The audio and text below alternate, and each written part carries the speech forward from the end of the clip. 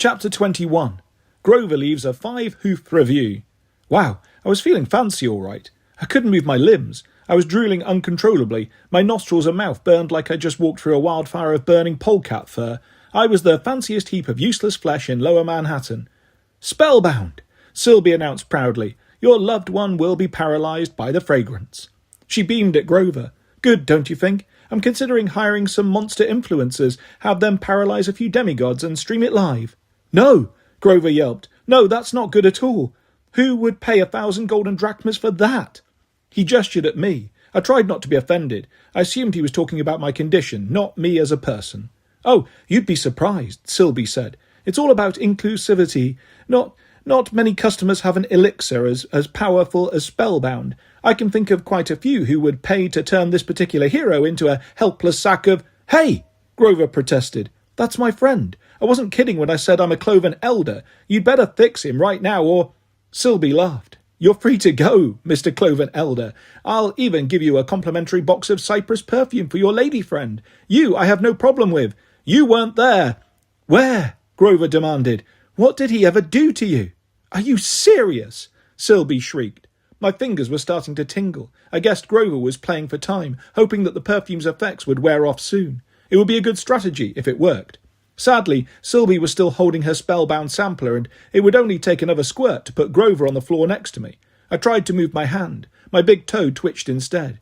Maybe if I drooled faster or let my heart beat harder from absolute terror, those things I could do.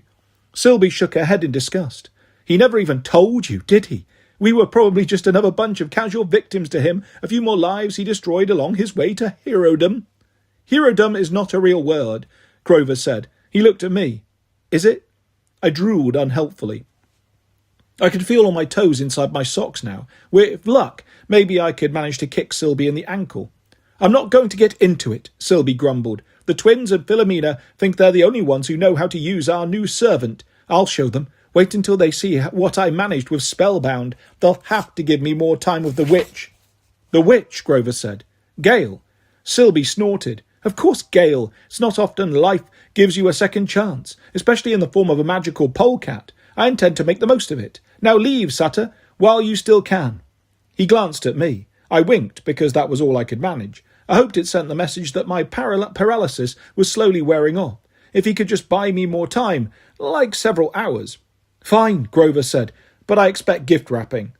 There was the Satyr hero I knew and loved, cowing our enemies with demands of gift wrapping. Sylvie rolled her eyes. Very well, I think I have... Let's see, I'll be right back. I heard her high heels clicking on the floor as she went into the back room. Grover knelt next to me, slapped my face and whimpered. Percy, unfreeze! As if I hadn't thought of that myself. He grabbed a random vial from the display tray and spritzed me. This did not help, though it did make me smell like cherry blossoms. From the back room, Sylvie called, I have, jack-o'-lanterns or black cats. No, not Halloween, Grover shouted back. This is for Saturnalia. Sylvie growled in frustration, but she kept rummaging around.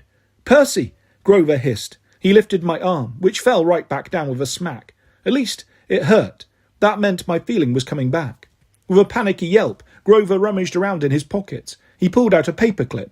Why? A Hot Wheels car.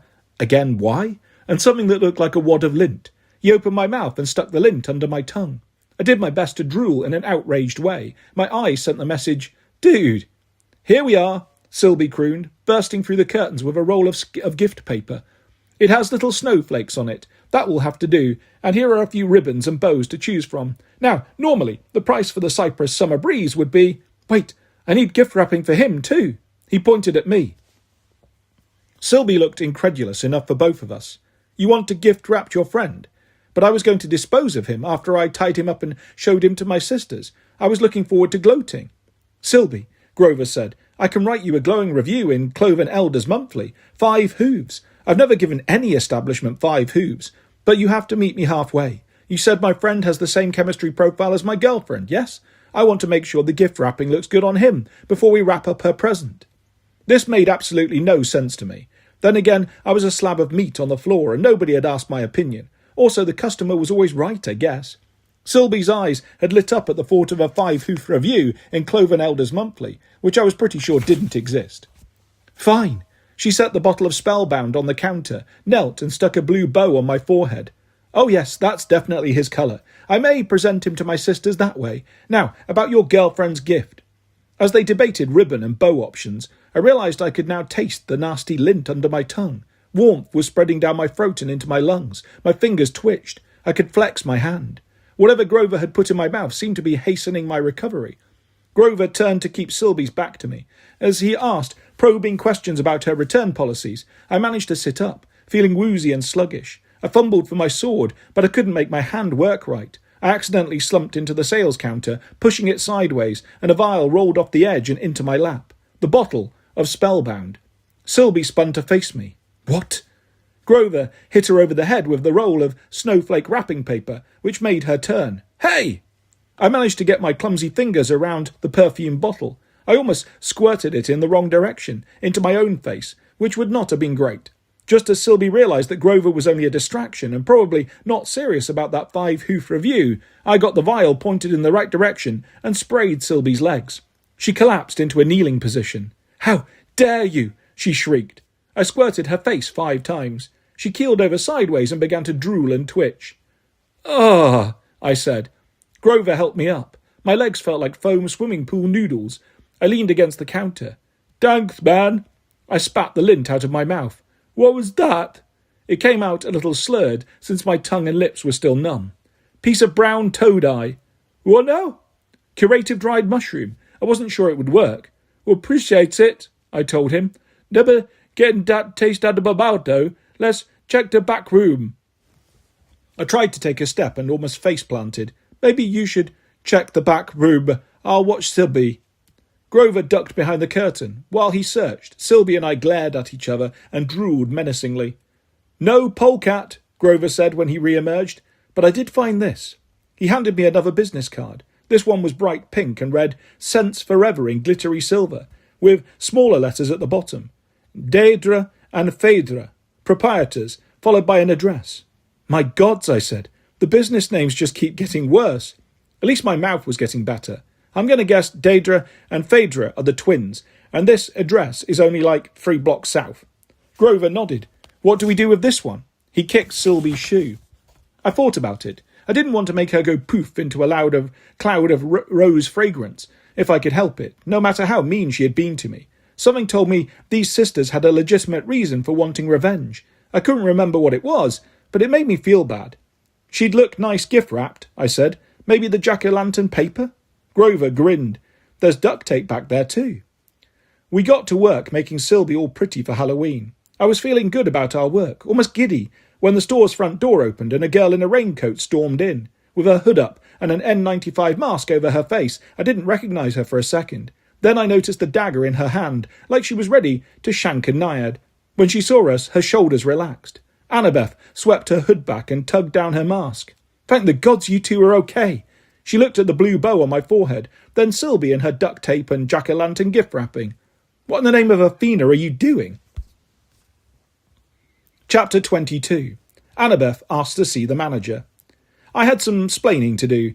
I told Annabeth what had happened to Aea and Fancy Water. She shook her head. "And you didn't even wear raincoats?" Grover splayed his hands. "Thank you." "We had things under control," I said. She marched up to me, smirked, and then pulled the bow off my forehead. "Okay, please tell me you're not wrapping up this naiad to send her Hermes Express to Mount Olympus." "Why would—" "Oh, I'd momentarily forgotten about that thing with Medusa's head and the gods.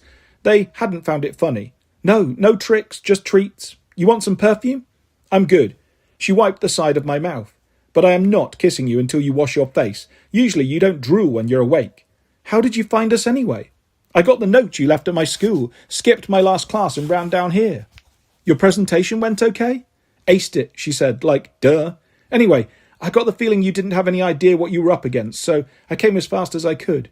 "Thanks," I said, "but honestly, we're fine. You've still got 2 more naiads to face. You wouldn't have been fine." She glanced at our gift-wrapped salesperson. "Sorry about all this, Sylvie. Boys, what are you going to do?" Sylvie drooled in agreement. Annabeth turned to me and Grover. "Come on, we'll talk outside."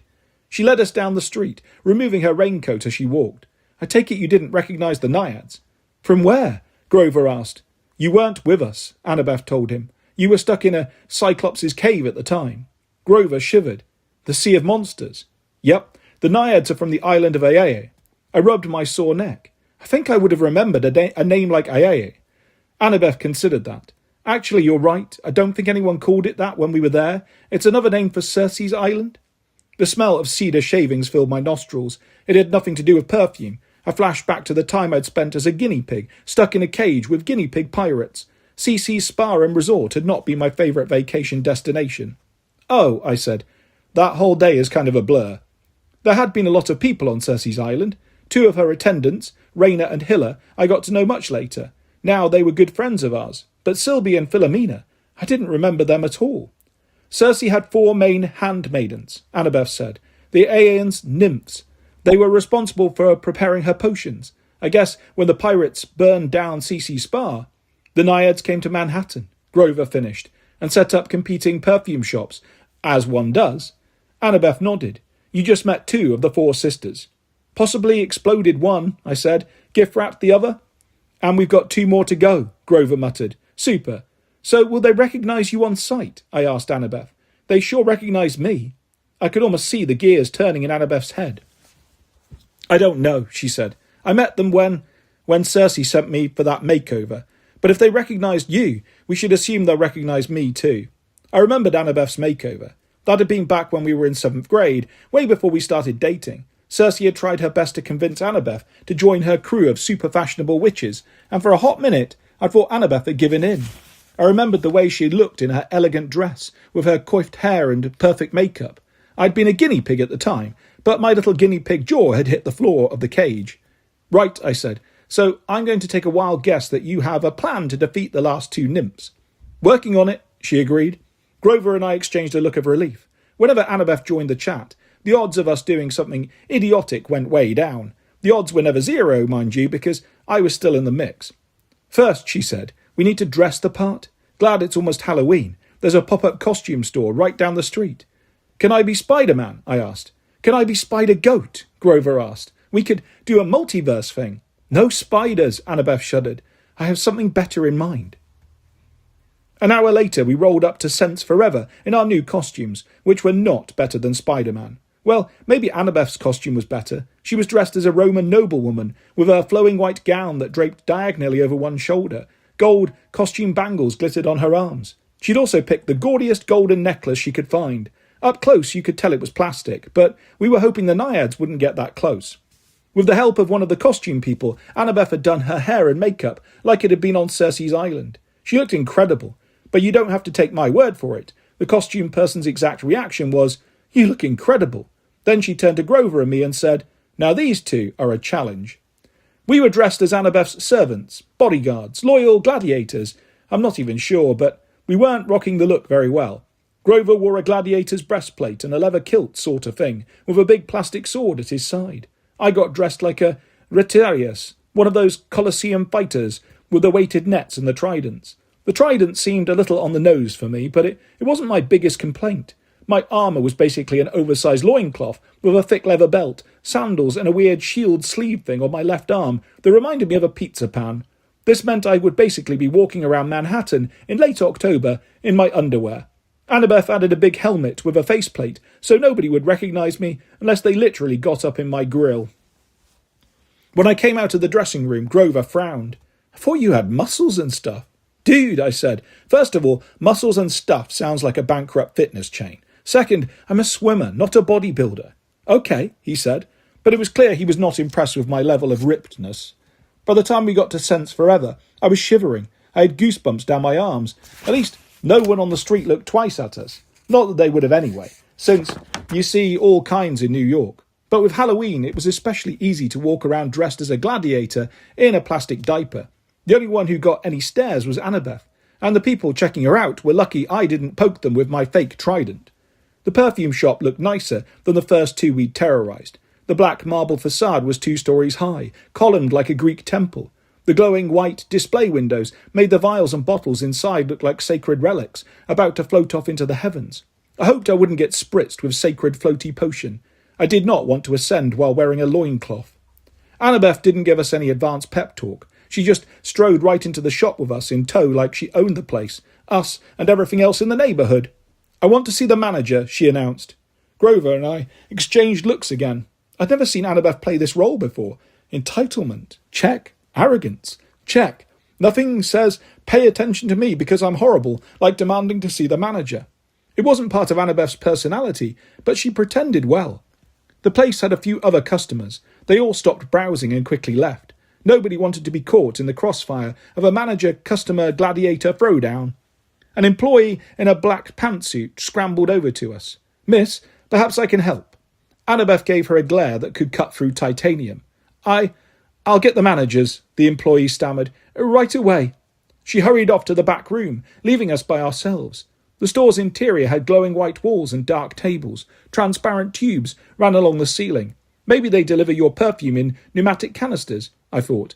Against the back wall sprawled a display of chemistry beakers, decanters, Bunsen burners and bubbling copper kettles. Everything the 21st century witch needed to brew a good cup of organic fair trade potion.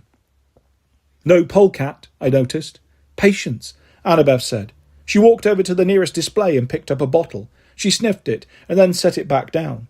She checked a few more tables, then zeroed in on a locked glass display case. Inside were 3 boxes, black and gold, with the label Gale, buy cents forever. "Aha," Annabeth said. "They decanted our polecat?" Grover cried. "We're dead." "Stay calm." Easy for Annabeth to say. She looked powerful. Us, we were armed with plastic weapons. Then the managers appeared. 2 women, clearly twins, marched in from the back room looking ready for a confrontation. Their dark hair was the same shade as the other 2 sisters, but cut short and spiky. They wore matching black pantsuits. The only difference was that the one on the left wore silver earrings and the one on the right wore gold. "Phaedra and Daedra?" Annabeth said. That stopped them in their tracks. They studied Annabeth. "I know you," said the lady on the right. "That's right," Annabeth said, "and you are both in serious trouble." Chapter 23. We find the lair of evil perfume. The twins had some splaining to do too. Before they could even ask, "Why do you have scrawny gladiator boys?" Annabeth laid into them. "Do you have any idea who I am?" Annabeth asked. Wow, she was cycling through the greatest hits of entitlement, Volume 1. You're that girl," said Phaedra, whose name I cleverly deduced from the name tag that said Phaedra. "You destroyed Circe's island," cried the also name-tagged Daedra. Annabeth laughed. "That's perfect, coming from you 2. I didn't destroy the island. The dumb boy I was with destroyed the island by letting those pirates loose. And did you stop it? Did either of you? No." "How dare?" Phaedra spluttered. You weren't even picked out personally by Circe for special training?" Annabeth demanded. "Yes, I was. And while I have gone on to great things and accomplished huge feats, you 2 are hiding in Nolita, selling cheap potions." "We're not hiding," Phaedra insisted. "They're not cheap," Daedra added. Behind them, their employee cleared her throat. Mistresses?" "Send your minion away," Annabeth said. "It is better she doesn't hear what I have to tell you." The twins didn't like that, but Daedra snapped her fingers. "Leave us, Madeline." Madeline fled. For all I knew, she was going down the street to join Greenhair on his lunch break. "Now," Annabeth said, "perhaps you abandoned Circe." "Abandoned?" cried Daedra. "But I have gone on to even greater teachers." "There are no greater teachers," yelled Phaedra. Annabeth held up her Gramercy Park house keys with the crossed torch keychain. "Do you know these keys? Do you know who I work for?" Phaedra gasped. The goddess?" "Yes," Annabeth said. "I work for the goddess Hecate herself." Technically, this was true, though Annabeth made it sound a lot more serious than a week of pet-sitting. "That's impossible." Daedra sounded hurt. "She closed her school a century ago. She turned us away when we asked." The twins looked so dejected I actually felt bad for them. I imagined the 4 sisters showing up at the manse and getting yelled at by the door knockers. "No, you can't come in." "Yes, you can." "Timberdoodle." Then maybe Hecate had scolded them, told them to get lost. I thought about the ripped-up school flyer from 1913 and all those broken eyeglasses. What could have been? Whatever had happened a century ago to make Hecate close her school, she was still working through some issues.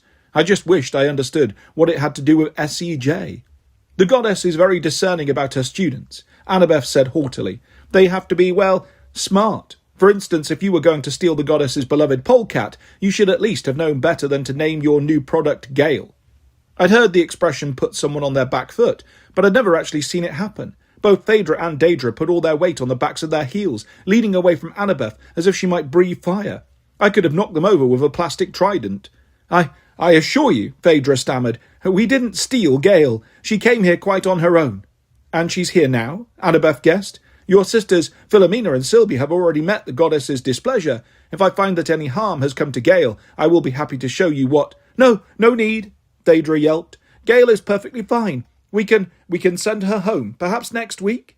Or the week after, Phaedra said. We do have a large order coming up. You will show me the polecat now, Annabeth ordered. The twins looked at each other. Annabeth had definitely pushed them forward, fight or flight, and I guessed they were weighing their chances of either. Of course, Daedra said. Right this way. The twins hurried toward the back room, gesturing for us to follow. Annabeth gave Grover and me a warning look. Be ready, she whispered. She didn't say ready for what, but we followed the nymphs into their workshop. I don't know how mythological villains can afford so much square footage in Manhattan. Like, they always seem to have these massive multi-level lairs with plenty of space for torture chambers and luxurious dens to recline in and plot their nefarious deeds or whatever. Do their landlords take golden drachmas? On the other hand, the air rights over the Empire State Building must have cost the gods of Mount Olympus several gazillions, so I guess I shouldn't question it. Phaedra and Daedra brought us down a winding iron staircase into a room big enough for an entire laboratory, which was good because that's what they had. Copper kettles spouted 20 different colours of steam. Pipes with gauges ran along the walls with big red hand wheels to control the pressure. In the centre of the room, an honest-to-God's cauldron bubbled with golden liquid that was probably not chicken soup. Work tables were stacked with vials of herbs, spices and desiccated parts of creatures and plants. After seeing Hecate's more modest kitchen, this place should have looked impressive. It was way bigger and more complex. But honestly, I got the feeling these nymphs were trying too hard. Hecate's kitchen seemed functional. This place seemed like it was saying, look how super talented we are. Soon we will figure out what we're doing. And scurrying around the room, attached to a long golden chain that hung from a pulley system on the ceiling, was our old friend Gale. The polecat did not appear to be enjoying her vacation. She ran furiously around the lab, followed by what looked like a swarm of angry metallic bees. Gale would rummage through a box of vials, put her paw on one of them, and the bees would swarm around it, picking it up, carrying it to the cauldron and dumping it in. Then Gale would scamper to locate her next ingredient. If Gale stopped to think or just take a breath, the bees would swarm her and sting her on the butt. Gale barked at them and farted, but the bees didn't seem to mind. They were probably celestial bronze automatons, unbothered by trivial things like deadly gas. Gale, Grover cried, forgetting that our role was to be silent and intimidating in our plastic armour. The polecat glared at him and chattered a series of barks so scathing I couldn't print them, partly because I couldn't spell them, and partly because they are not fit for sensitive audiences. The bees stung Gale and kept her running, cutting off her list of complaints. Grover turned to the nymphs. That polecat is not here voluntarily. Phaedra looked shocked. What? No, we've had 0 complaints from her. She loves it here, Daedra agreed. Squeak! Gale yelped, pursued across the table by the swarm of bees. She does not love it here, Grover said. Daedra and Phaedra huffed and feigned shock, offering all sorts of excuses about Gale's lack of transparency when it came to expressing workplace concerns. Meanwhile, I'd done a pretty good job keeping my mouth shut, if I do say so myself. I was scanning the room, thinking about all the helpful water sources that I could use if things turned into a disaster, and things pretty much always turned into a disaster. I could explode the pipes and kettles. I could flood the whole basement. The problem was that a lot of the liquid in the lab was some form of potion, and I wasn't sure I wanted to be throwing around magical chemicals without knowing what they did. One sip of strawberry creme was what had gotten us all into this trouble to begin with. Finally, Annabeth cut off the twins with an imperious wave of her hand. You have retained this polecat without her consent. You've used her to make potions for your own profit. Hecate will not be pleased. Release Gale into our custody right now, and I won't report you. Otherwise you will face the wrath of the triple goddess. This sounded like a good line to me. I would have immediately said, Here, have a polecat. The twins, however, became eerily calm. Maybe it was something Annabeth had said, or Grover's tone, or the way I was shifting nervously from foot to foot. It reminded me of when I swim with sharks, which is usually fun when you're son of Poseidon, and they suddenly smell blood in the water. There is this nanosecond of frisson when they get the scent. Then they kick into death machine, eat everything mode. The twins looked at each other silently, coming to agreement, and then turned to Annabeth. "We may not be too smart," Daedra said, "but we know Hecate would never want a disciple who failed to report the theft of her polecat." "You shouldn't have offered," Phaedra agreed. "It makes you look desperate." "You lost the goddess's polecat, didn't you?" said Daedra. "That's why you're here," added Daedra. "You're in more trouble than we are." "How dare you?" Annabeth said, though it sounded too much like an actual question. Phaedra smiled coldly. "Your performance was good. I almost believed you. But now I'm remembering how good an actor you were on AA, pretending to be on our side, right before you released the guinea pigs and destroyed our world." Annabeth tried to bluff it out. She clenched her fists, stepped forward and locked eyes with Phaedra. "You have one last chance. Do the right thing or suffer the consequences." Even the polecat and the bees stopped moving. They seemed to be watching us, waiting to see who won the standoff. If the bees had tiny tubs of popcorn, I bet they would have been eating them. "The boy you rescued," Daedra said, "the one called Percy Jackson. I imagine you've brought him here in disguise." She marched over to Grover and tugged on his left horn. "Ow!" said Grover. Daedra frowned. She stepped sideways and knocked off my plastic helmet. "Aha!" she cried. "No fair," I said. "You didn't have a search warrant to look under my helmet. This'll all get thrown out in court." Daedra snarled. "Oh, you'll be standing trial right here, Percy Jackson. The goddess's wrath will not fall on us. You failed to keep her pets. We will be the servants of Hecate's vengeance." "Indeed." Phaedra pulled a vial of green fluid from her pantsuit pocket. "We will kill you, return your bodies to Hecate, and explain how badly you failed her. We will return Gale as well, and the goddess shall reward us." "After Gale finishes teaching us how to make all her secret recipes," Daedra added. "Yes, after that, of course," her sister agreed. "Prepare to die, demigods." "And Satyr," Annabeth said. "Whatever." Phaedra threw the vial at Annabeth's feet. Chapter 24. We have a nice orderly free-for-all. Yelling whatever at my girlfriend and throwing a potion at her are two great ways to make me angry, and when I get angry, liquids explode. That sounded more impressive in my head. Before Annabeth could react, I threw aside my plastic trident and willed the green liquid straight back at Phaedra, splattering her head to toe. Phaedra shrieked. She collapsed and started to tremble. "Phaedra!" cried her sister. "You paralysed her!" Annabeth looked stunned. I guess she hadn't been expecting me to bend the laws of physics quite so early in the fight. I pulled my sword and advanced on Daedra. "Grover!" I called over my shoulder. "Free the polecat!" Daedra hissed and grabbed a vial from the nearest table.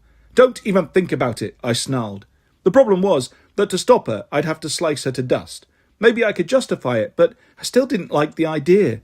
I'll admit, it's a lot easier to swing a sword at the Minotaur or a 7-foot-tall bear demon howling for blood than it is to stab a nymph in a nice outfit in her downtown boutique. My hesitation gave Daedra time to uncork the vial. I got ready to blast the contents back at her, but she faked me out. She chugged them instead. She shuddered, her body swelling and mutating until standing before me was, you guessed it, a 7-foot-tall bear demon howling for blood. I really needed to stop manifesting my worst life. Meanwhile, Annabeth grabbed some rubber tubing and started tying Phaedra's wrists together. Grover chased Gale, who was still running around, pursued by angry robot bees. There was a lot going on in this laboratory. Daedra lunged at me, but she was still clumsy in her new form. I danced out of the way. "I don't want to kill you," I warned. Daedra Bear roared.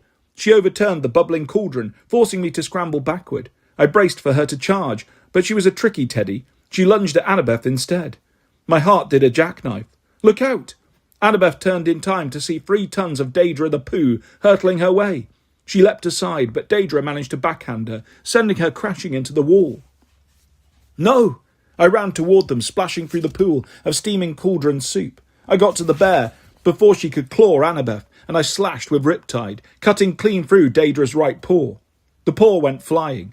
Daedra howled. Instead of blood, greenish-yellow tree sap trickled from the wound. Gross, yes. Violent, yes. But with Annabeth in danger, my qualms about attacking nymphs in their boutiques evaporated. Daedra stumbled away, shrinking and shedding fur as she turned back to her regular form. I ran to Annabeth, who was already getting up. "I'm fine." She sounded more exasperated than hurt. "Go help Grover." "Yes, please," Grover shouted. He'd managed to grab Gale and stick her under one arm, which meant the bee swarm was now after him. They were stinging him in the worst places while he tried unsuccessfully to swat them away with his panpipes. I suppose his nature music wouldn't work on automated bees, which seemed like a design flaw. If we survive this, I'll have to write Hephaestus a heated letter. I sprinted toward Grover. Halfway there, my back leg froze in place, nearly giving me whiplash. My left shoe, which had splashed through the puddle, was now stuck fast to the floor. A layer of orange foam bubbled and swelled around it, spreading across the stone tiles. On the bright side, at least I'd kept my socks and shoes on, even though it was a fashion faux pas when dressed in plastic gladiator wear. Otherwise, I would have run barefoot through that steaming goo. On the less bright side, running through that steaming goo at all had turned out to be less than bright. The orange foam was making its way up toward my ankle. I know what you're thinking. Just yank your foot out of your shoe. Great idea, except as the goo expanded, it hardened into something like cement, locking my foot in the shoe. The foam had now reached the fabric of my sock. "Percy, just step out of your shoe," yelled Annabeth, who was now chasing a one-handed, half-bare Daedra around the room, trying to brain her with a bronze pot. "I know," I yelled back. Did she think I was dumb? Had I ever given her reason to... You know what? Forget I asked that. "Help!" Grover said. His lips and eyes were almost swollen shut from bronze bee stings. Gale, still attached to that golden chain, had leapt out of his armpit and scurried away. She was now being outstandingly unhelpful by hiding in the air duct, watching the chaos from a safe distance. In her defence, it was probably the first time in 2 days she wasn't being chased by bees or shuffled from one evil perfumery to another. I yanked against the goo cement. On my third try, I pulled my foot out of my sock with a loud pop and a sharp pain in my ankle. At least I was free. If you're keeping score, that means my Halloween costume was now down to a loincloth, an arm shield, one sock, and one shoe.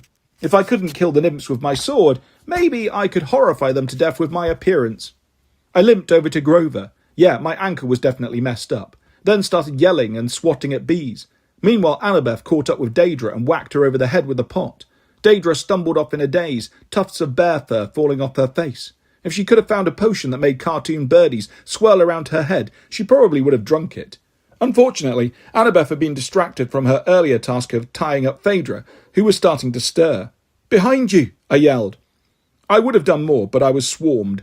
Pro tip: if you're going to make celestial bronze bees angry, it's best not to do so in your underwear. For every bee I managed to smack with my sword, I got half a dozen stings. Each felt like a hot nail being hammered into my skin. At least I gave Grover time to think. He grabbed the nearest Bunsen burner, rolled up a scroll, and lit a homemade torch. From across the room, a newly unparalysed Phaedra shrieked, "Stop! Those are priceless recipes!" Annabeth punched her in the mouth with the hilt of her dagger, a scene that was also priceless. Grover waved his torch, driving off the bees with smoke. I kept swatting until the last bronze butt-biter flew into the wall with a satisfying crunch. I turned to Grover, who was gasping and covered in welts. "You okay?" I asked. Before he could answer, from across the room came a triumphant, "Ha-ha!" Annabeth had been grappling with Phaedra, who was still acting pretty feisty despite getting bashed in the mouth. The cry had come from Daedra, now fully naiad again, minus one hand, and only partially concussed. I guessed. She threw herself into the fray, jumping on Annabeth's back. Annabeth staggered. We limped over to help, but Phaedra was faster. She pulled another potion out of her pocket, in a mother-of-pearl flask that looked expensive, enough to be deadly. Annabeth managed to shake off Daedra. Phaedra chugged her potion and yelled, "Beast breath!" I didn't know villains actually yelled the names of their special attacks in real life. Maybe the twins had been playing too much Mortal Kombat. Grover and I got to Annabeth's side just as Phaedra opened her mouth and spewed a cloud of white gas at us. Chapter 25. There ain't no cure for the beast breath blues. At least Annabeth didn't take the entire blast. To cover the most ground, Phaedra breathed on us the way you might slash with a blade, diagonally, top to bottom. Annabeth got fogged in the face. I got it across the chest. Grover got fumigated below the belt. At first, nothing seemed to happen. I felt so relieved, I smacked Phaedra in the nose with the hilt of my sword. Her eyes rolled up into her head and she collapsed. Annabeth elbowed Daedra in the face, putting her on the floor too. I hoped there were some good plastic surgeons in the area because after this fight, the twins were going to need matching nose jobs. Both of our attackers were down. The bees had been smashed. We'd only destroyed half the laboratory, and Gale was still alive, watching us cautiously from her perch in the air duct. I sighed in relief. That actually could have been worse. I shouldn't have said that. Annabeth responded, "Whoa!" I would have jumped out of my pants if I'd been wearing any. Where my girlfriend's face had been a second before, two huge black eyes stared out over a hooked golden beak. Her head had turned into a heart-shaped expanse of white plumage, rimmed with speckled brown feathers. From the neck up, my wise girl was a barn owl. "What?" I yelped. Annabeth's new head turned sideways. "Whoo!" They were both really good questions. Grover sobbed. "Percy, oh my God!" It'll be fine," I stammered. "We'll figure it out." "No, look at yourself," Grover demanded. I glanced down. I was still bare-chested, still in my underwear. I raised my hands, except I didn't have hands anymore. Where my arms used to be were 8 thick, purple tentacles lined with pink suction cups. One tentacle was curled around Riptide. I was so shocked I loosened my hold, letting the blade drop. Oh! I wanted to throw up. No offence to octopuses. I've had some great conversations with octopuses, but I didn't want to have their tentacles. My new appendages felt wet and slimy. Powerful muscles rippled under the skin. The suckers clasped and unclasped, smelling the air, searching for something to grip. "This is bad." "That's not all," Grover whimpered. It was hard to get out of my own misery zone, but I forced myself to look at Grover. He was staring down at his legs and weeping. Where his furry goat hindquarters had been, there was bare skin, and forward articulating knees, and instead of hooves, feet, 5-toed feet, not too different from mine. "Human," he sniffled. "That's the worst kind of beast." I fought down a little resentment. Because of the 3 of us, I felt like he'd gotten the least awful deal, bee stings included. Then again, I wasn't a satyr. Yeah, I said. "I'm sorry, man, but there has to be a cure." "There isn't," wailed Phaedra from the floor. These naiads were tough. Phaedra had sap leaking out of her broken nose and white beast juice crusted around her battered mouth, but she was already trying to get back up. "How are you still conscious?" I demanded. "You fool," she cried. "Beast breath has no antidote. You will be like that forever." Annabeth turned her head 180 degrees and shrieked at the nymph. "Awk!" It sounded like more of a statement than a question. I guessed Annabeth was cursing an owl, or maybe she was just reacting to noise from a rival predator. Had the motion changed the inside of her head too? Did she now have the brain of a raptor? I knew owls were supposed to be Athena's animals, wise and knowing and all that, but I didn't like the idea of my girlfriend having to live the rest of her life with the head of a bird. I mean, yes, I was pretty nocturnal. We could try to make it work, but if she started swallowing rodents whole and coughing up owl pellets, no, there had to be a solution. The whole room felt like it was shaking. I tried to calm the tremors in my gut.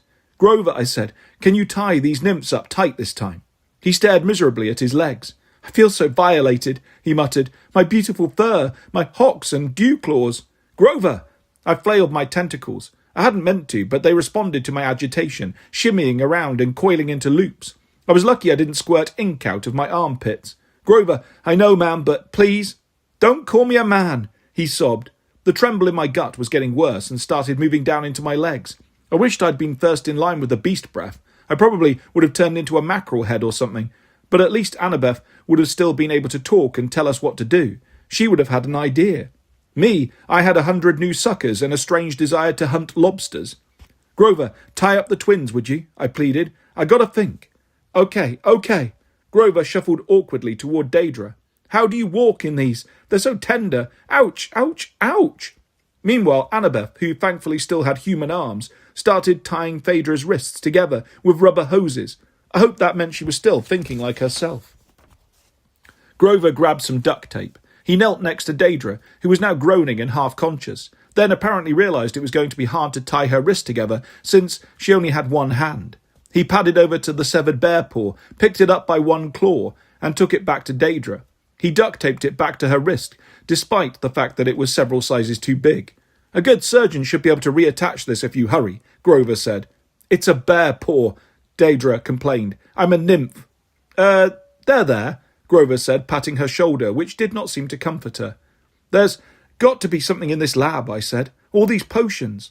"There isn't," Phaedra said. "You're doomed to stay as you are. Even if you could concoct a cure, you don't have time." "Who?" Annabeth asked. "Look," Phaedra pointed with her chin. The bubbling pool of cauldron soup continued to spread. It was now 6 feet in diameter, with gooey tendrils snaking between the stone tiles, cracking the floor apart. Noxious steam rose from the fissures. The trembling I felt wasn't just me. The room was shaking. "We may be doomed," Phaedra cackled. But you are too if you stay here. Soon this entire building will collapse into a bottomless pit. That definitely didn't sound good. What would Annabeth do? I mean, if she wasn't a bar now? I glanced up at Gale, still watching us curiously from the air duct. I remembered my shadow travel disco experience with Hecuba and the way we had finally bonded at the ruins of Troy. Grover, Annabeth, I said, get the twins out of here. Get to safety. Looking like this? Grover demanded. Ork! Screeched Owlabeth. I have an idea, I promised. I met Annabeth's big black bird eyes. I didn't need to be an expert in owl facial expressions to know she was sceptical. I had ideas the way other people had rashes. They were usually embarrassing and not something you wanted to share. Trust me, I said, flailing my new purple tentacles. I'm going to talk to the polecat. Chapter 26. Okay, there might be a cure, but you're not going to like it. Actually, I couldn't talk to polecats. If I had been logical about it, I would have left that job to Grover, but Grover was in no mood. He was too depressed about having toenails. While he and Annabeth dragged the nymphs upstairs, I approached Gale as non-threateningly as I could. That wasn't easy with the floor cracking under my feet. My tentacles didn't help either. They lashed around as if they had minds of their own, which, come to think of it, octopus tentacles did. The ADHD part of my head brain wondered if I could subcontract homework assignments to my new arm brains. No, bad Percy, stay focused on the polecat. Hey, Gale. I tried to sound casual, like we'd just run into each other at a coffee shop. I don't blame you for hiding up there. Last few days have been a lot, huh? Gale glared at me, probably thinking, dude, you're part octopus. Yes, that's a lot. I caught myself before I could say, get you home. I remembered how that conversation had gone with Hecuba. I want to free you from that chain. Then you can make up your own mind about what to do next. The room shook. The orange foam was seeping into the concrete foundation, opening fracture lines big enough to swallow a mustard. More tendrils of goo crept up the walls, eating away at the bricks and mortar. A chunk of ceiling plaster the size of a dinner plate crashed next to my foot. Gale hissed and backed into the air duct, but she could only get so far before she reached the end of her golden chain. Otherwise, I got the feeling she would have been long gone. Gale, we don't have much time. I flailed my tentacles in a calm and reasonable fashion. I need your help. I know Phaedra said there's no cure for that beast breath stuff, but I'm betting you know an antidote. The polecat poked her nose out of the duct like, who, me? You don't owe me anything, I admitted, but today I've seen what you can do with potions. You really are amazing. She puffed up her fur and then farted angrily. I know, I said. Hecate doesn't give you enough credit. It's like she's forgotten you used to be something besides a cute furry pet. Bark! Exactly. Wow. Either I was starting to understand polecat, or I was hallucinating from the 6,000 magic chemicals in the air. I didn't appreciate you before, I said. You have skills. That was the real reason Hecate turned you into a polecat, wasn't it? Not the whole gassy problem. She was jealous that you were becoming too powerful. Buck! Obviously. Exactly and obviously sounded almost identical in polecat, and yeah, I was definitely starting to hallucinate. Now that I've got these, I waved my rows of pink suckers. I'm starting to understand how tough it must be. You have it even worse. Hecate made sure you have no voice, no opposable thumbs, no way to brew potions on your own. A large crack zigzagged up the wall next to Gale's perch. That orange goo was powerful stuff. I wondered if my sock and shoe had somehow supercharged it, the perfect nutrients for a growing goo monster. Let's make an antidote together, I said. It might work on you too, if you want to be human again. If not, no judgment. Show me what to do. But we have to brew the cure before this place falls down around our ears. Gale chittered, then bit her shackle in frustration. Of course I'll free you first, I said. Then you can decide. You deserve to show your skills, but not like this. Chained up and forced to work for a bunch of greedy perfume nymphs. Let's make that antidote so it can help us all. When we get back to Hecate's. Gale hissed. That witch. If you decide to go back, I corrected myself. I'll make sure Hecate understands your worth. We can get you your own lab, some assistants with opposable thumbs, whatever you want. Gale tilted her head. Why should I trust you? I'm not leaving without you, I said. So I waved a tentacle at the crumbling laboratory. More cracks had appeared in the walls. The floor looked like a shattered, gooey sheet of glass. Soon we'd be buried under tons of rubble and fancy cologne. Gale jumped to the nearest table. She presented her chain. Great, I said. Just hold still. It took a few tries to pick up my sword, even with one human brain in my skull and a mini octopus brain in each of my 8 arms. Learning to coordinate my tentacles wasn't easy. Finally, I got a steady grip on the handle. I rested another tentacle on Gale's back, and shock, dizziness, pain. Tentacles were sensory organs. I knew that, but this was nothing like human senses. I could smell Gale's history. I could taste her emotions. An electrical current passed between us, letting me hear every muscle in her body, every chemical washing through her brain, every memory painted by her neurons. I saw a young woman in tattered brown robes. She carried a leather pack over one shoulder, loaded with medicinal plants, vials, salves and scrolls. It was her life's work, all she could salvage when the Colossians chased her out of their city. She struggled up a steep mountain path, occasionally stopping to grip her stomach, crying out in pain. Tears streaked her face, smearing the coal around her eyes so she appeared to have a black mask. Her intestines felt like they were filled with broken glass. The condition had been getting worse ever since Apamea, when Hecate had appeared in her dreams, warning her to stop. But Gale hadn't stopped. She had been so close. Then, Colossae. She had brought a girl back to life with her potions. And how did the city reward her? With fear, hatred, torches, violence. They kicked her and spat on her. All she could do was hiss and scurry away into the shadows, fleeing for her life. Now she had reached the end of her strength. She'd had such plans. She knew how talented she was. She could be a goddess, invent an immortality potion, something even better than Dionysus's gift of wine. Why not? Why should she not be rewarded by the gods? Gale stopped at the top of a cliff, where the trail split to the left and right. Standing at that miserable deserted crossroads was a tall woman in dark flowing robes, her head crowned in a fiery wreath of silver. "I warned you," said Hecate, her tone surprisingly gentle. "They will never accept a woman of your power." Gale's gut pain made her double over. She whimpered, hating herself for looking so weak. "This is the final crossroads," Hecate said. "You could give up your magical arts and live." "Never," Gale insisted. "You are my goddess. Why do you not protect me?" Hecate looked pained. "I cannot protect you from the way they see you. I cannot protect you from your own talent. They fear you. They will never allow you to rise." "The gods or men?" Gale snarled. Hecate didn't reply. She didn't need to. Gale knew the answer was both. "You could die," Hecate said, "and the pain would stop." "No," Gale snapped. "I won't give them that satisfaction." Hecate nodded. "The only other choice is the hardest. To live in eternal suffering. You would have your immortality, but not as a human or a god. That they would never allow. Your existence must be a curse, not a blessing. It is the only way a witch of your talent could survive." "Then do it," Gale snarled. She began to change, shrinking, growing fur, cursing and shrieking in pain, until a polecat lay prone at the goddess's feet. Hecate knelt, gently picked up the little animal and cradled it in her arms. "So be it," Hecate said. I lifted my tentacle from Gale's back. My gut hurt. My eyes burned. I'd been wrong about Hecate. She hadn't turned Gale into a polecat out of jealousy. The reason was worse. She'd empathized. She'd lacked faith that Gale could survive on her magical talents alone. Hecate of all people knew how the world saw witches. She'd pitied Gale, admired her, and yes, maybe even feared her a little. But she could not imagine a mere human succeeding when she, a goddess, had failed. So Gale had to cease being human. The laboratory was still shaking apart. Gale waited for me to cut her chain.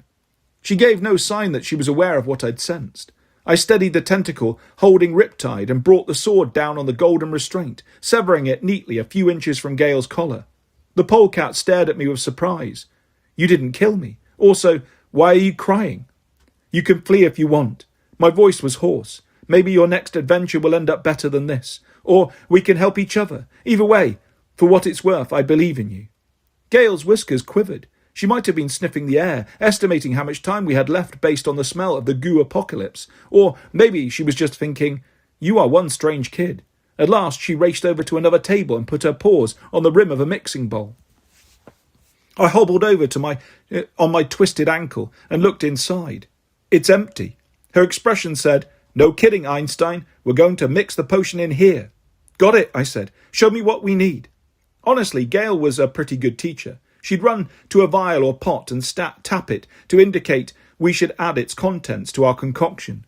I couldn't wear gloves, for obvious reasons, But after a few tries, I got the hang of picking up vials without breaking them, then tipping them just enough to pour the liquid into the bowl. I even learned how to hold a spoon with my tentacles to scoop and mix. My mum would have been so proud. If I could learn to tie my shoes, she'd probably never let me change back to having human hands. Whenever it was time to stop pouring, Gail barked. She scratched her paws on the table in a digging gesture to indicate when I should stir. Meanwhile, the room disintegrated around us. The biggest fissure on the floor was now a foot-wide chasm that glowed orange and went down as far as I could see. I didn't want to find out if it led to the underworld. And no way did I want to be around when orange goo started dripping through Hades' palace's ceiling. I'd met his plumbers. They tended to solve all his problems with fiery whips. Slowly, our ingredients dissolved into a thick grey paste. I worried about the measurements because every once in a while I'd spilled too much powder or smoking liquid and Gail would chirp at me in irritation. But she didn't make me start over. That was good because chunks of ceiling plaster kept raining down around us until I could see the support beams right over our heads. I was not having fun. I did not discover a natural talent for cooking. But if anyone ever wants to do a reality show mashup of the Great British Bake Off and Ninja Warrior, hit me up. I have ideas. At last I poured in something that looked like iron filings. Squeak! Gail commanded, digging her claws into the table. Stir, octopus boy, stir for your life. I stirred. The paste changed colour, first black, then turquoise. It smelled like cinnamon rolls, which was weird since I hadn't added any cinnamon. Or rolls. A new fissure opened in the floor behind me. To my left, the wall collapsed in a tidal wave of bricks. Bark! Gail shrieked. Good enough. She jumped onto my shoulder. I wrapped my tentacles around the bowl, and we fled the workshop as fast as my ankle would allow. We ran through scents forever and joined Annabeth, Grover, and our 2 hog-tied naiads on the sidewalk. Go, go, go! I yelled. Grover and Annabeth ran, dragging the nymphs behind them. We made it across the street as Scents Forever imploded, slipping into a glowing orange chasm that wasn't going to do much for the neighbourhood's property values. Phaedra wailed, All our work, our lives' work. Her comment hit like a knife in my stomach. It reminded me too much of my vision of Gail. Hoot, Annabeth said. My translation, don't complain, we're letting you live. I will have vengeance, Phaedra promised, my sisters and I. A police car turned down Lafayette, sirens blaring as it came to check out why random buildings were imploding. I figured more emergency vehicles would be here soon. Good luck to you, I told the nymph, and I meant it. Come on, guys. While Phaedra screamed, we ran away like the heroic, half-mutated demigods we were. Chapter 27. We eat toothpaste. I'll say it again. Thank the gods for Halloween.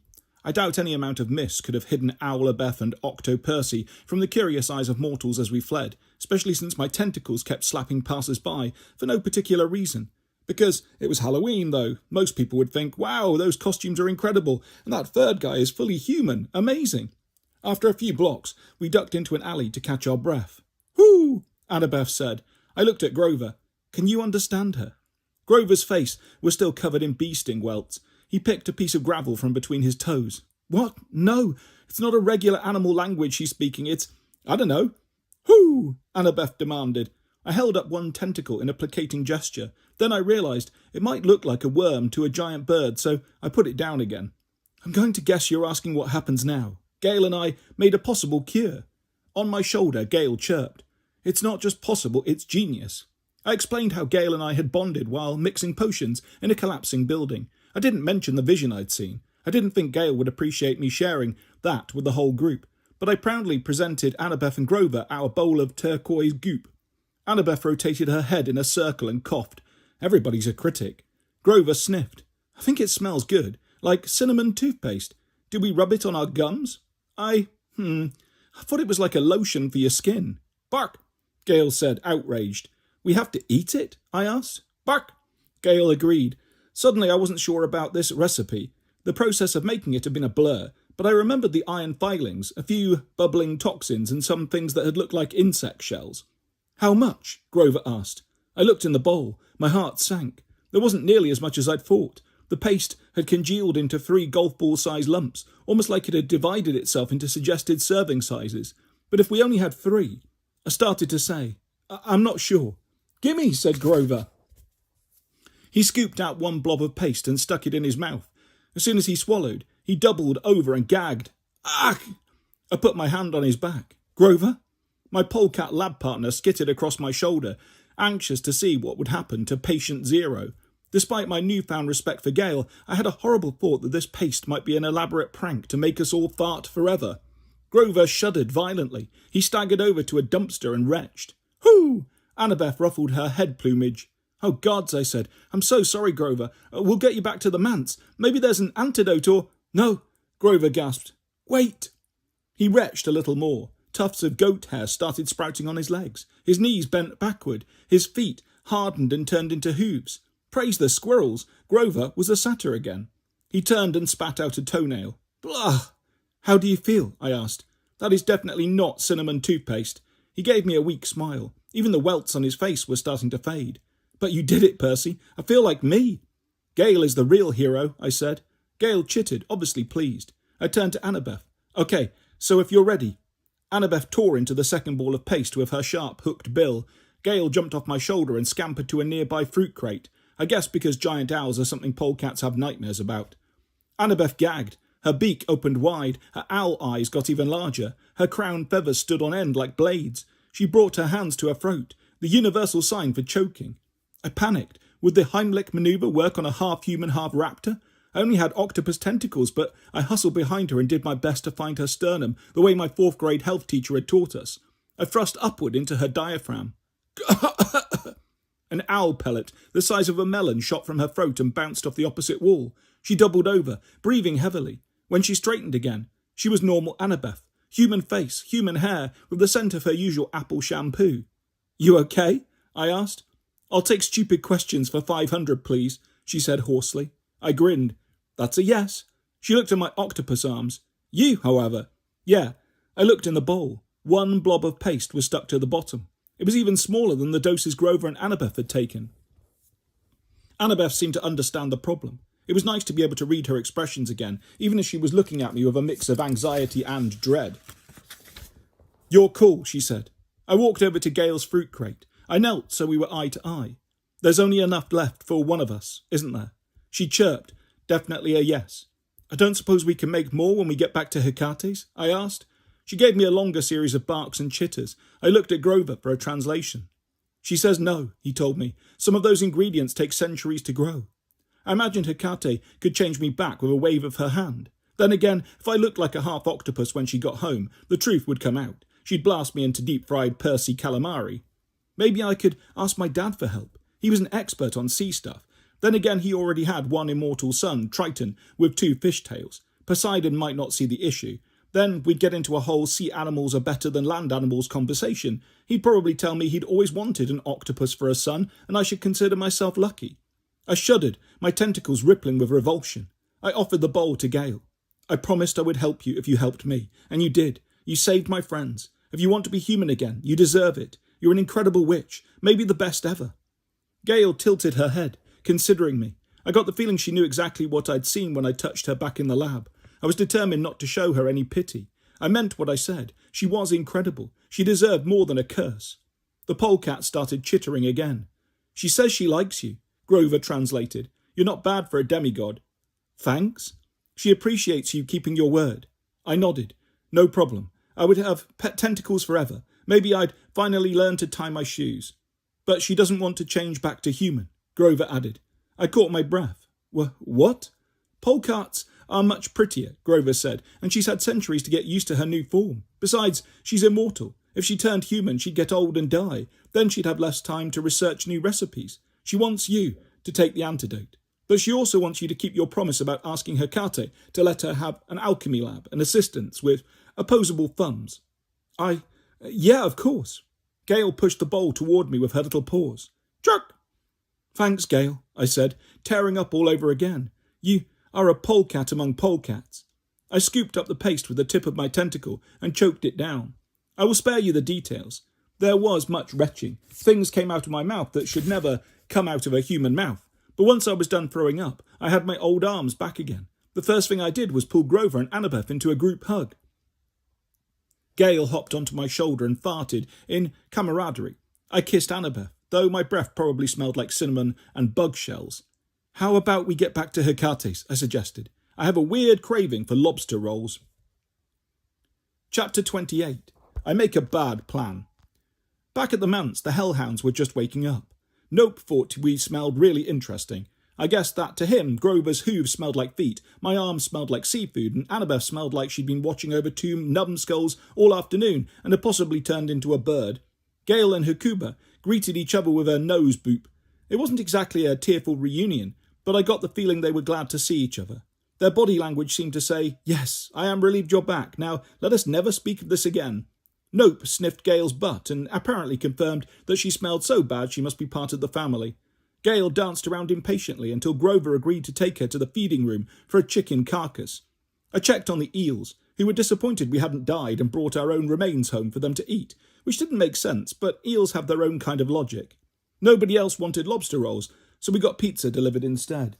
We sat in the great room with the animals and scarfed down 3 large pies, leaving nothing behind. Grover eyed the greasy boxes, but I suggested he not try eating them. I knew from experience his digestive tract didn't do well with cardboard. I leaned against one of the broken benches, an ice pack on my ankle. I was exhausted and wired at the same time. I wanted to enjoy the fact that we'd retrieved both of Hecate's pets. We'd even acquired a bonus puppy. That seemed like a pretty good week's work. Unfortunately, the mansion was still a wreck. Despite our best efforts with shower curtains, dustpans and duct tape, the place still looked like somebody had driven through in a monster truck and thrown a few hand grenades. It was hard to believe all the damage had been caused by one hulked-out satyr. Then again, now that I'd experienced the joys of potion-based combat, I had a better sense of how wrong things could go. Grover seemed to follow my thoughts. Tomorrow is Halloween. There's no way 3 people can fix this mansion before Hecate gets back. It's hopeless, isn't it? Hey, I said, Halloween is the opposite of hopeless. Anything is possible on Halloween. Annabeth gave me a wistful look. I think she wanted to believe in the magic possibilities of Halloween, but the way things were going, she was doubting she'd get that perfect party she dreamed of. As for me, I meant what I said. I remembered the stories Mr. Brunner used to tell, back when I thought he was just a cool 6th grade Latin teacher. He would talk about how ancient the traditions behind Halloween were, how almost every culture believed there was a time when the world of the living and the world of the dead came so close you could cross over. The world of the dead. My gaze drifted to Hecate's torches crossed over the doorway. They should be used only in the event of an extreme emergency, Hecate had said. Chiron had been clear that the torches were too dangerous. If we tried to use them, especially on Halloween, an army of angry ghosts might tear us apart. Hecate must have left the torches as a kind of temptation, like the strawberry milkshake potion. Sure, the choice was ours, but I'd seen Gale's past now. I knew what kind of choices Hecate offered people who stood at a crossroads. And yet, what if we could fix the house with magic? I asked. Grover followed my gaze. Percy, no. You said the torches. I know. Last resort. Just spitballing here. I turned to Annabeth. What do you think? Her expression was as distant as ancient Greece. She hesitated as long as I got nervous. If I had a bad idea, she let me know right away. But when she hesitated like that, looking all serious, well, I'd seen that expression a lot when we were in Tartarus together. It usually meant she was thinking the same thing I was, but with more nuance and more understanding of all the horrible ways it could get us killed. For the sake of argument, she said, which meant, yeah, we were in serious trouble. Let's say we tried. Hecuba, you know how to summon the dead. Is it possible we could use the torches successfully? Hecuba barked once. I figured that meant idiot. She says no mortal has ever tried, Grover translated. She can't do it for us. Her undead are only good for terrorizing people. If you used the torches and lost focus even for an instant, or couldn't bend the spirits to your will, they would destroy everyone and everything in their path. Then they would devour your soul. Once again, I was impressed how much a dog could pack into just one bark. Their novels would be like 20 woofs long. What other options do we have? I turned toward the staircase. Hey, Gale, come down here a sec, would you? A few seconds later, the polecat scurried down the steps. She was covered with flecks of raw chicken. Nope thought this was the most amazing thing ever. He began giving Gale a bath. The polecat tolerated it pretty well. While Nope was busy with chicken removal, I told Gale what was going on. Do you think you could brew anything that would help us? Like, give us magical building powers, or at least shield us from the dead, if we were to summon them? Gale seemed to think about this. She stood on her hind legs, so Nope could clean her belly, which was both cute and slightly disturbing. She chattered and barked at Grover. A lot of what she's saying is really technical, he said, about herbs and reagents and distilling methods. She says there might be some recipes in the library. It'll take her all day tomorrow, and she'll need my help. We can all help, I offered. Except we can't, Annabeth said. We both have tests at school tomorrow. Ugh, the school thing again. I wanted to argue that school wouldn't mean much if we died for failing Hecate, but I knew better than to try. Annabeth took our graduation plan seriously. Death was no excuse. She was determined that we would finish high school together so we could go to California and do at least 4 more years of even harder school. Who had designed this system anyway? When do you get to chill on the beach and stop working? And don't tell me 67 unless you want to see a demigod cry. I reminded myself to be positive. Halloween, anything is possible, etc. That sucks, I said, but in a positive way. Grover sighed. I get it. You don't want to leave me alone with the animals again. What? I said, no, man, that was my I don't like school look, not my I don't trust Grover look. I don't even have that look. I wouldn't blame you if you did. He straightened. But please, let me watch the house tomorrow. I won't let you down again. Annabeth started to answer. Then she met my eyes, maybe realising that Grover needed to hear it from me. Of course, I told him. We trust you. We trust the animals. I wagged a finger at Gail. Just whatever you cook up in the kitchen, no strawberry, okay? Gail held up her little paw and chittered. Probable translation, I solemnly swear, death before strawberries. That settled then. Annabeth smiled, though her eyes were still stormy. Who knows? We can't summon the dead until after dark anyway. Maybe we'll come up with a better plan in the meantime.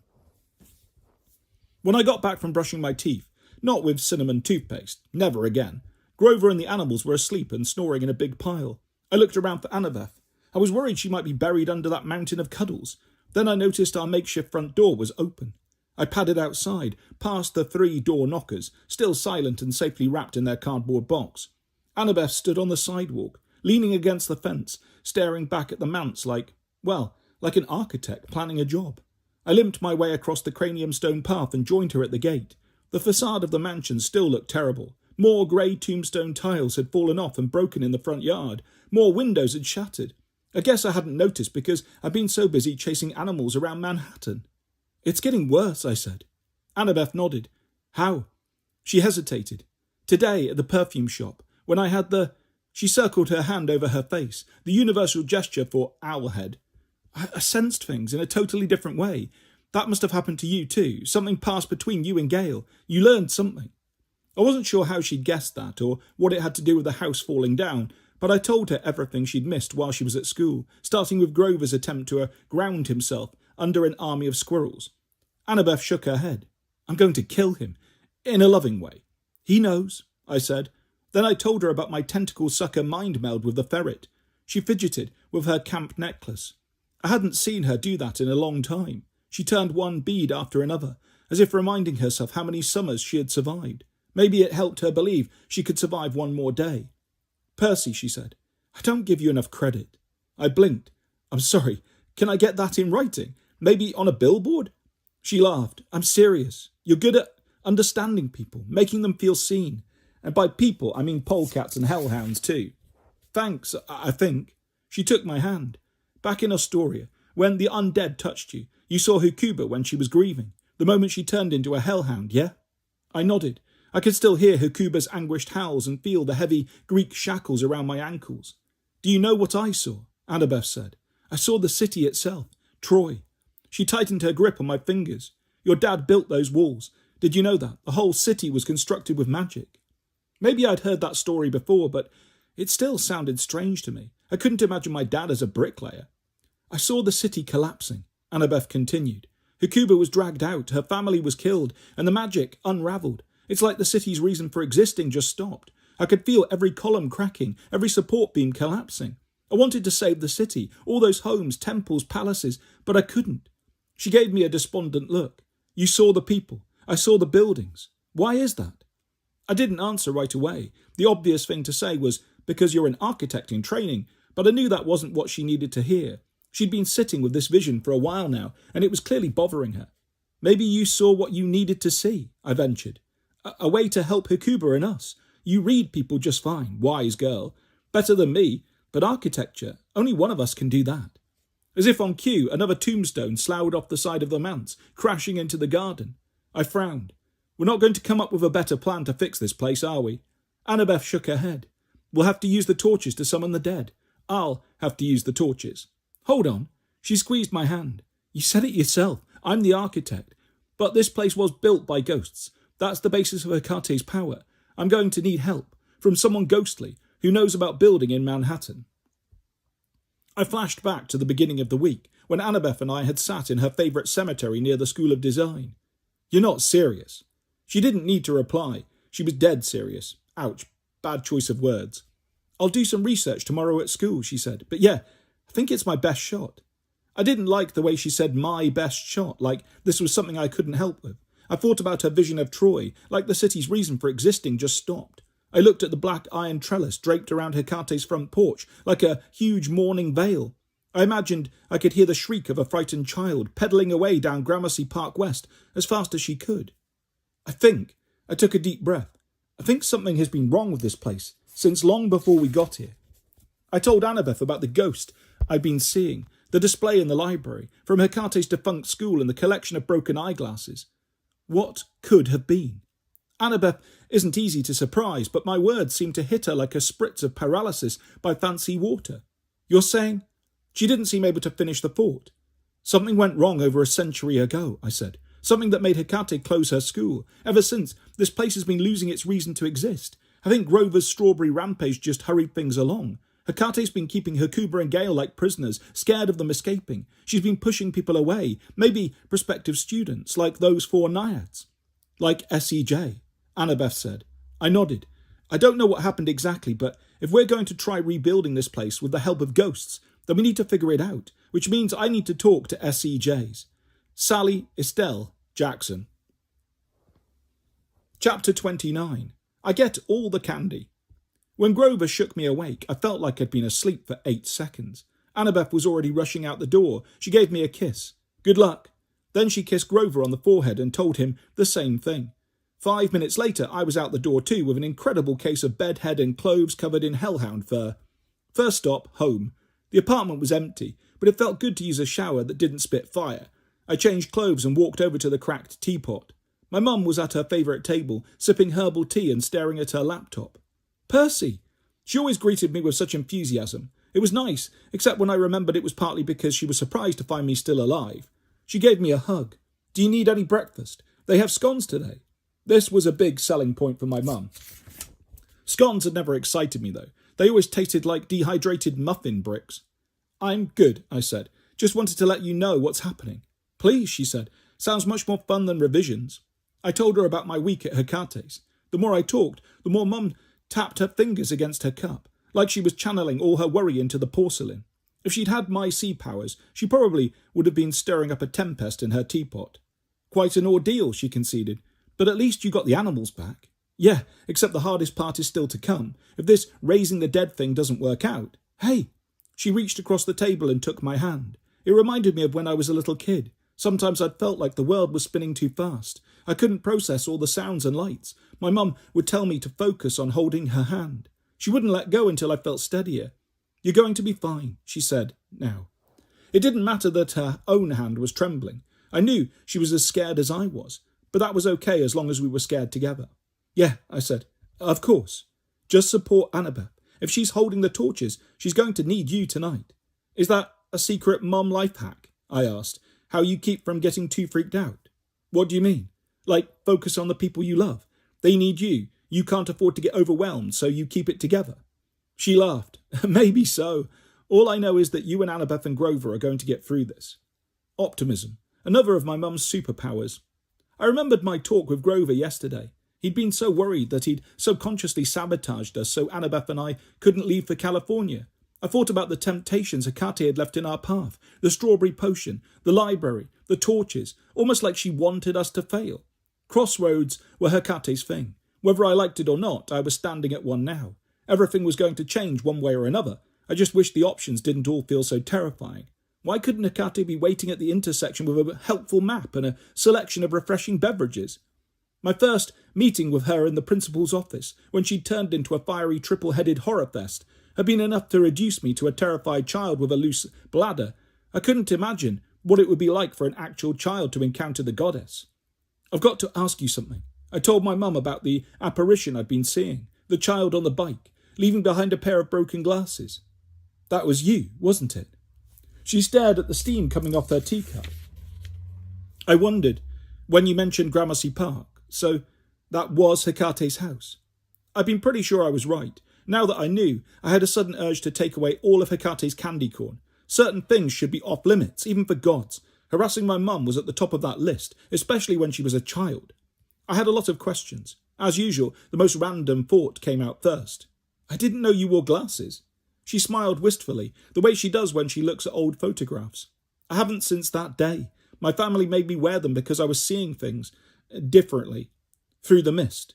She'd always been able to do that. Some rare mortals could, but I'd never considered how hard that would have been for her as a kid. They were just trying to help, she said. They were worried. When other kids saw a mounted police officer riding down the street, I saw a Pegasus, that kind of thing. We used to live near Gramercy Park West. One day when I was riding my bike down the street, I saw that mansion, shifting and blending into the buildings around it, those tombstone walls. Yep, I said, Hecate definitely has an aesthetic. My mum frowned.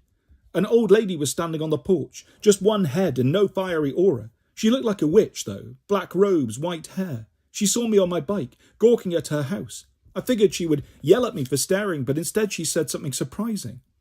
I remembered the voice from my vision. Let me guess. There is nothing wrong with your sight. My mum nodded.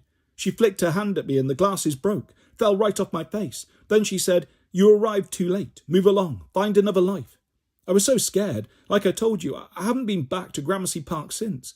But afterward, when I looked through the mist, I kind of understood what was happening. I told my family my eyes felt better. I learned not to mention the strange things I saw. In a way, Hecate helped me. I tried to imagine what it would have been like if Hecate's school was still open back then. Would she have invited my mum inside to meet the Hellhound and Polecat? Would Sally Jackson have become a witch? I knew my mum could do anything she set her mind to, but that path would have been so different. Would I ever have been born? I felt like I needed to apologise, but I wasn't sure what for. Hecate had scared her and hadn't offered her a chance to learn magic. On the other hand, my mum had turned out great. Did I really want her to have a life like Gale's? Also, I had been born. I had to consider that a plus. So, why did I feel guilty? Chiron told me that not all of Hecate's ghosts are dead spirits, I recalled. He said the worst ones are memories and regrets, like choices we never made.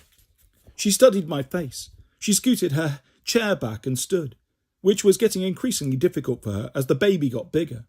Come here, you. I got up and let her wrap me in a hug. That ghost you're seeing, she said, that may be a memory, but I have no regrets. She held my shoulders and looked me in the eye. My life is wonderful. You are wonderful. I think you're seeing Hecate's regrets. If anyone needs your help and understanding, it's her. That was the most Sally Jackson thing to say ever. A goddess had scared her, changed her life, and then years later threatened to incinerate her son if he didn't pet sit her animals correctly. And my mum's reaction was, that poor immortal goddess must really be hurting. You should help her. You'd better get going, she added. You're going to be late for school. Dinner tomorrow, after this is all over. Straight back into classic mum mode. You're right, I said. Yeah, dinner tomorrow. I'll try not to bring any undead with me. She laughed. I'd prefer to see Annabeth and Grover, but your friends are always welcome, dead or otherwise. I had to hustle to school, but the stop had been worth it. The entire train ride to Queen's, I was thinking, yeah, I can do this, rather than, yeah, I'm going to die. I got through my tests and homework assignments. I pretended to know things. I guess my teachers appreciated the effort. Fourth period, I hoped to find Mr. Brunner still substituting, but my regular teacher, Dr. Sharma, had returned. She looked disappointed that I hadn't yet picked a forgotten historical figure for my project. I told her I was thinking about Gale from ancient Greece. Who? She asked, then apparently realised I had passed the forgotten portion of the assignment. Never mind, I look forward to reading it. At lunchtime, I headed to the counsellor's office. I didn't actually expect Eudora to be there, but this time I wasn't going to take AWOL for an answer. I said hi to Sicky Frog, who stared at me dejectedly from his usual spot on the wall.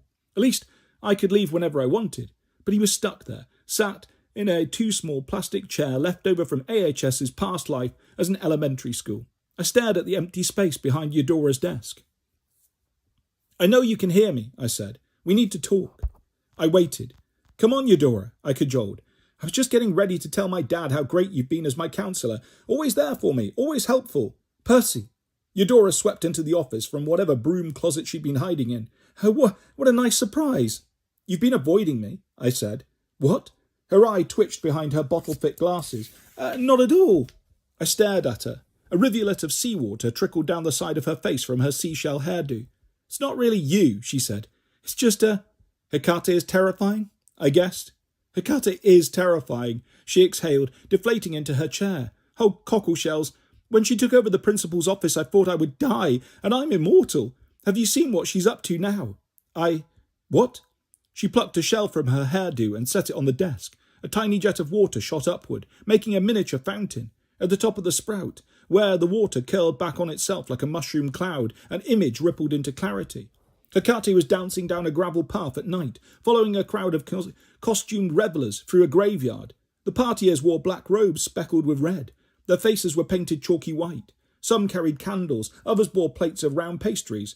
Hecate held her torches out to either side, and glowing spirits rose from the earth, joining the parade.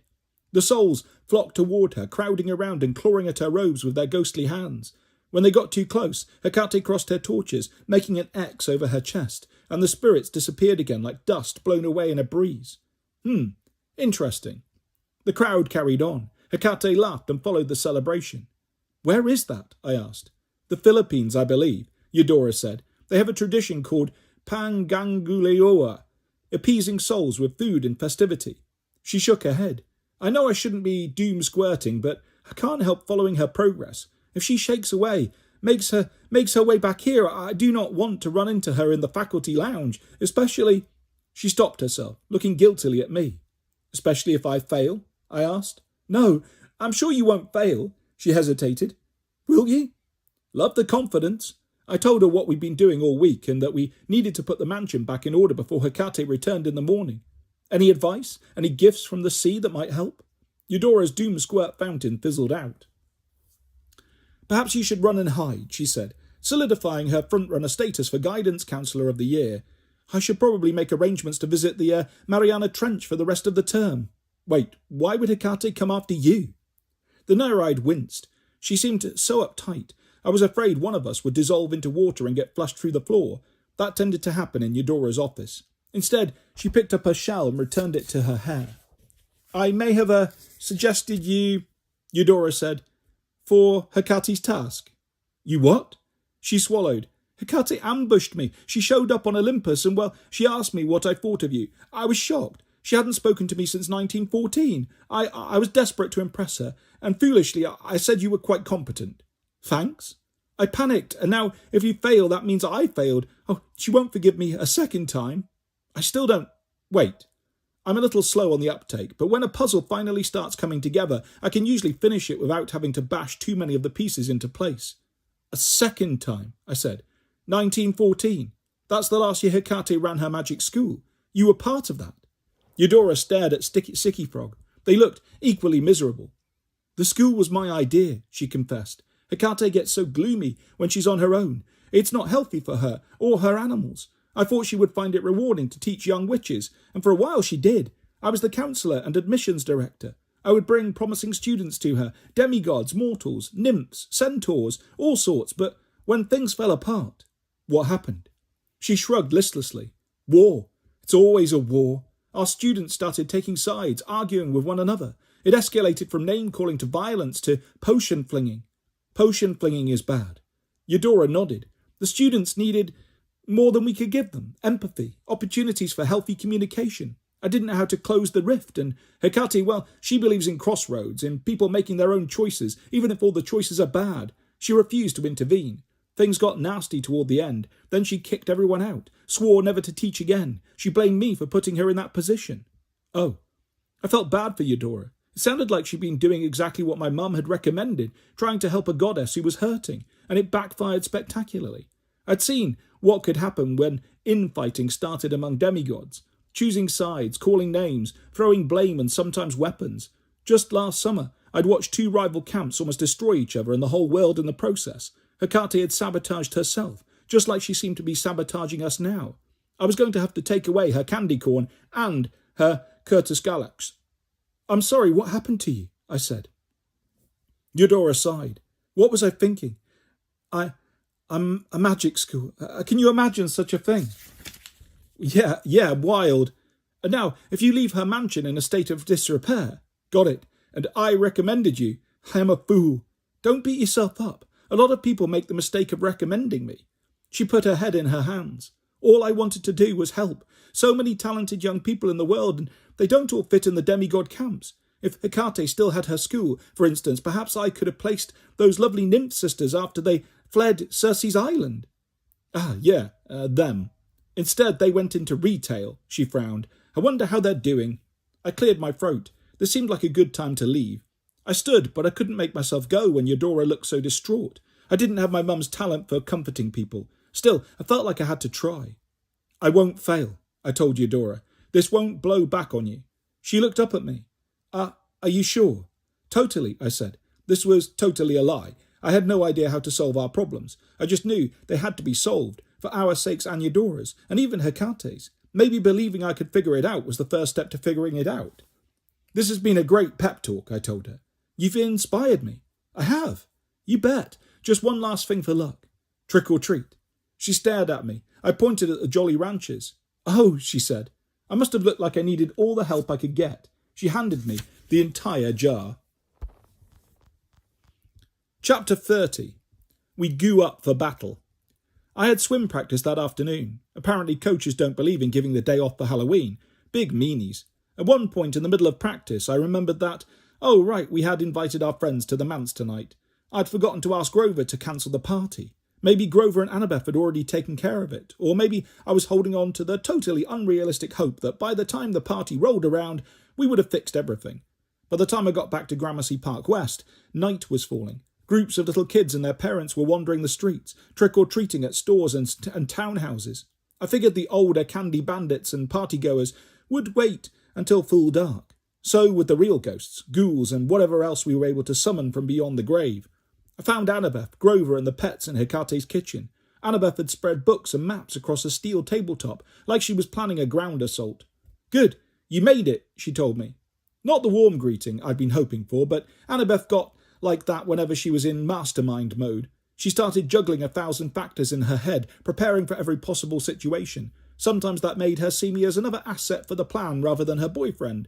Once in a while, that was okay with me, as long as I was an asset and not a liability. Here's what we've got. She pointed at a city engineer schematic of Lower Manhattan. St. Mark's Church in the Bowery. Like I figured, it's got one of the nearest cemeteries. It's also the burial place of Peter Stuyvesant. You know, the Dutch colonial officer. We've been trying to figure out the least crowded route coming back. The idea of raiding a church graveyard on Halloween made me uneasy. It was bad enough having the Greek gods mad at me. I didn't need to be on Jesus's naughty list too. What if Pete doesn't want to help us? I asked. Annabeth frowned. I'm not going to lie. By all accounts, Stuyvesant wasn't a nice guy. He was hot-tempered, prejudiced, rude, kind of a dictator. Wow, I'm sold. But he's also the guy who built up this part of New Amsterdam back in the 1600s, before it became New York under the British. His spirit is woven into the roots of the city.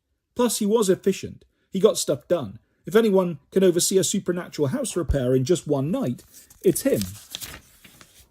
And it's only a 15-minute walk from the manse, Grover added. We go in, get our spirits, and get out. You make it sound like a bank heist, I said. Hecuba barked, nearly startling me out of my socks. Thanks, Hecuba. Grover scratched her behind the ear. She says she'll be with us the whole way. She and Nope will do their best to herd the ghosts. Her advice is to stay focused on what you want from the spirits. Keep your goal clearly in your mind. Otherwise the dead will fade away, or worse, they'll go berserk. Devour our souls, etc., I guessed. Good to know. Nope looked at me with a big grin, like devouring souls sounded fun to him. Also, Gale made us this. Annabeth pushed a mixing bowl toward me. Inside, there were 3 pasty globs of yellow goo. Except for the colour, they reminded me a little too much of our anti-beast breath concoction from yesterday. Please don't tell me we have to eat it, I said. I don't need to see anybody else throwing up toenails. It goes on our skin, Annabeth said. Should keep the dead at bay, at least for a while. But that's not enough to cover all 3 of us. Gale chittered for a few seconds, giving us her professional opinion. Grover translated. She says you don't have to cover yourself. Magic lotion is like bug repellent. If you just dab your wrists and either side of your neck, it will do the job. I made a note to try that with repellent next time I was at camp. We had some epic-sized mosquitoes in the woods. Good work, Gale, I said. You really came through. She preened, looking quite pleased with herself. It was enough to make me feel almost confident. A few days ago, I could barely imagine surviving our twice-daily walks with the pets. Now Hakuba and Gale were our friends, part of our team. Thank you, I told the animals. It's an honour to be summoning dead New Yorkers with you. Nope, said Nope. And you, buddy, I agreed. You're going to terrify them with cuteness. Nope, agreed the hell puppy. I looked at Annabeth's map. I tried to stay positive as I thought about what we were going to do. I got some intel at school, I said. I saw the way Hecate uses her torches. I told them what I'd seen in the councillor's office, how the goddess held her torches outstretched to summon the dead, then crossed her arms over her chest to turn the spirits to dust. When I told them what I'd learned about my mum, Annabeth put her hand over her mouth. Oh my gods, Sally is a witch? Grover nodded. She would have crushed that. Then he looked at me and added hastily, but I'm glad you were born, of course. When I told them about Eudora's past career, Hakuba's ears went back. She whined plaintively. Gale scrambled over to her and put her paws around the hellhound's neck. It was kind of heartbreaking. You liked Eudora, I guessed. Hakuba whimpered. Yeah, I said. I think Eudora liked you both too. She misses you, and the school. Gale gave me a stern look, like, dude, stop making my friend cry. Right, I said. Sorry. Annabeth scanned the smashed cabinetry and dented appliances in the kitchen. That history could be a problem. If this place has been deteriorating for over a century because Hecate can't let go of the past, even an army of ghosts won't be able to fix that. We can try repairs, but it'll be like patching cracks in the walls when the support beams are failing. I assumed that was an architectural thing. I nodded like it made sense to me. One problem at a time, I suggested. Let's get the dead to paint the cracks first. Then we'll worry about the support beams. Annabeth chewed her lip. That's really not how construction works, but I guess you're right. She held out her arms like a traffic cop. So, I keep my arms outstretched to summon the dead and direct their work. When we're done, I cross the torches in front of me. Sounds straightforward. Grover leaned over the table map. I think this route here would have the fewest people coming back. Cut through side street, then cross to Irving Place and head straight north. Leading the dead through dark alleys also did not sound like a best practice. On the other hand, I wasn't going to argue with Grover when it came to finding paths through the wild. Besides, if I complained, I would dishonour the name of Alley Boy. Okay, I said, let's goo up. Grover did the honours, anointing us with Gale's yellow paste on our wrists and necks, which made us smell like burning polyester. Maybe ghosts were allergic to synthetic fabrics. With apologies to Hakuba and Gale, we got the animals harnessed and leashed. Not that we didn't trust Hakuba and Gale, but Nope was still trying to decide whether his leash was a toy, a meal, or something to pee on. We figured the grown-up pets might set a good example. I'll get the torches for you, I told Annabeth. Then I jogged up the stairs. Annabeth was totally capable of getting the torches herself, but I wanted to hold them first just in case they electrocuted me, possessed me, or made me grow 2 extra faces. If that were going to happen to one of us, it should have been me, the guy who didn't know a support beam from a laser beam. Instead, the torches came off their plaque on the railing with no problem. They were nothing fancy, just 2 wooden batons with tar-soaked rags wrapped around the business end. I glanced down at Annabeth, who was frowning at me. I grinned and spun the torches in slow motion like Bruce Lee with nunchuckers. Uh-huh, she said. Bring those to me, seaweed brain. Not sure I trust you with flammable objects. Finally, we were ready to head out into the evening. Remember, Grover said, it's only 10 blocks or so, but the souls will be fighting us every step. Once we've got them, we need to make sure they stay on task. Not just Annabeth. All of us have to focus. Focus was not my favourite word, being ADHD and all. Sure, I could focus on something important in an emergency, like an axe swinging toward my head, but focusing on an idea for 15 minutes while under stress, while moving, and after having been told to focus, my mind's natural tendency would be to wander and think about literally anything else. Pizza, streetlights, grades, the many ways I could die walking 10+ blocks. I took one more look around the shattered great room. I felt like I was forgetting something important. Eels? No. Candy corn? No. Gladiator loincloth? No, thank you. Okay, I said. I guess we're good. File that statement under top 10 times Percy was wrong.